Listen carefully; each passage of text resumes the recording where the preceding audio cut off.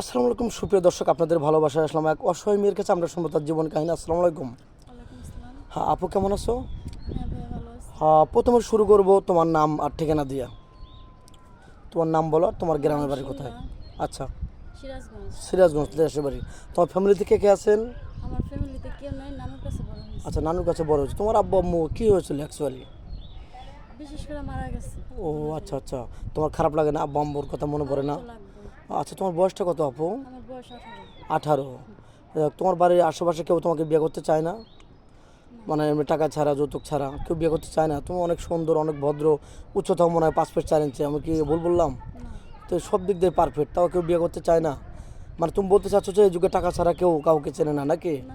টাকা থাকলে ঠিকই বিয়ে করতে, যৌতুক দিতে পারলে। থাকলে তো ঠিকই বিয়ে আচ্ছা করতো। যাই হোক, তোমার আর যদি সাথে, বাবা মা থাকতো তাহলে তো কেউ তো নিতে জি জি চাইতো জি, না। আর তোমার সাথের বান্ধবীদের কি বিয়ে শাদী হয়েছে? হ্যাঁ, বিয়ে হয়ে গেছে। তোমার খারাপ লাগে না যে আমার বান্ধবীদের বিয়ে হলো, আমার লাগবে, এখনো তার বিয়ে হচ্ছে না? মাধ্যমেই মানে আপনাদের কাছে আসছে। ও আচ্ছা, যাই হোক, কোনো প্রবাসী ভাই তাজুল একটা ওয়াইফ আছে অসুস্থ, বা একটা বাচ্চা আছে, এরকম কোনো ম্যান হলে কি তুমি বিয়ে সাথে করবে? হ্যাঁ, করবো, সমস্যা সত্য বলছো তো? নেই। হ্যাঁ, সত্য। না, এখন তুমি অসহায়, তুমি রাজি হলে 2 4 4 মাস পর, 3 মাস পরে আবার তাকে ভুলে যাবে, ছেড়ে যাবে, তো বেমেনে করবে? না, সত্যি?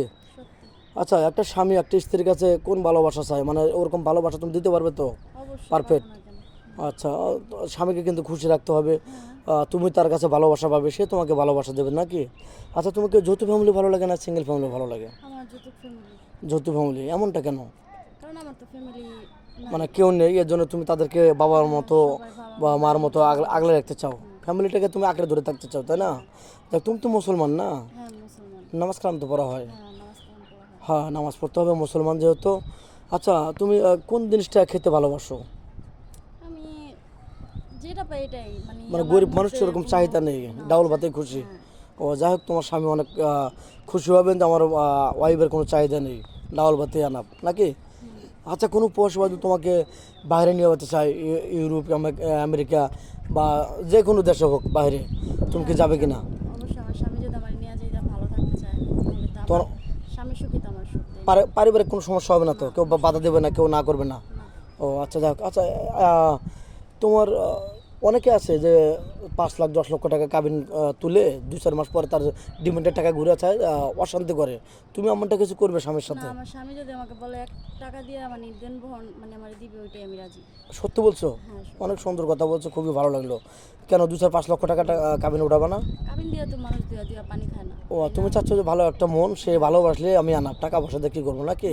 তো যাক, তুমি কি ফোন আদৌ কিনেছো? না, আমার এখন ফোন নাই। এখনও তুমি ফোন কিনোনি না? মেয়েটার কোনো ফোন নেই, 2 4 5 মিনিটের মধ্যে কারো জীবন গল্প শেষ করা যায় না। নেক্সটে আবার আসবো আপনারা চাইলে। তো ইমো হোয়াটসঅ্যাপ থাকবে, কেউ ভিডিও কল দেবে না, ভিডিও কল দিলে ব্লক করতে বাধ্য হবো। ভালো থাকবেন, সুস্থ থাকবেন, এই সবার জন্য দোয়া করছি। আল্লাহ হাফেজ।